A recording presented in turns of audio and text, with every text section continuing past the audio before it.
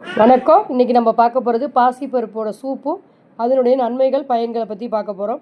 ஒரு 150 கிராம் பாசிப்பருப்பை எடுத்து குக்கரில் வச்சு கொஞ்சம் நல்லா கழுவிட்டு அதை மிளகு ஜீரகத்தூள் கொஞ்சோண்டு மஞ்சத்தூள் போட்டு நல்லா குழைய வேக வச்சுக்கணும். பாருங்கள் எந்த கண்டென்ஸில் இருக்குது அப்படின்னு சொல்லிட்டு. அடுத்தது ஒரு 2 தக்காளி, ஒரு பெரிய வெங்காயம், 3 பச்சை மிளகாய் எடுத்து அரிஞ்சு வச்சுக்கணும் நைஸாக. இஞ்சி பூண்டை அரிஞ்சு வச்சுட்டு அதை நல்லா தட்டி பேஸ்ட்டாக்கி வச்சுக்கணும். அடுத்தது எப்படி செய்யணும் அப்படின்னு சொன்னால், கொஞ்சோண்டு வானிலையில் எண்ணெய் ஊற்றி அந்த மிளகு ஜீரகம் கொஞ்சம் சோம்பு போட்டு தாளிச்சுட்டு வெங்காயம் தக்காளி பச்சை மிளகாய் எல்லாத்தையும் வதக்கிட்டு இந்த இஞ்சி பூண்டை தட்டி வச்சதை சேர்த்து வதக்கி பாசிப்பருப்பு வேக வச்ச பாசிப்பருப்பில் போட்டு அதை கொஞ்சம் தண்ணி தேவையான அளவு தண்ணி ஊற்றி குக்கரில் ஒரு விசில் விட்டுட்டிங்கன்னா பாசிப்பருப்பு சூப் ரெடி ஆயிடுச்சுங்க. இந்த பாருங்கள் இந்த அளவுக்கு இருக்குங்க.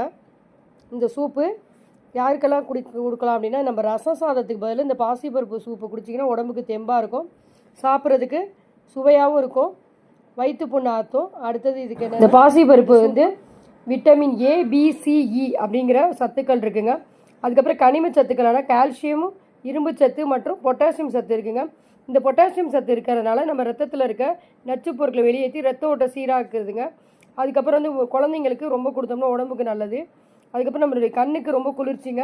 இந்த சூப்பை சாப்பிட்றதுனால ரொம்ப ஆரோக்கியமாக இருக்கலாம். வாரம் ஒரு தடவை சேர்த்துக்கலாம். நன்றி, வணக்கம்.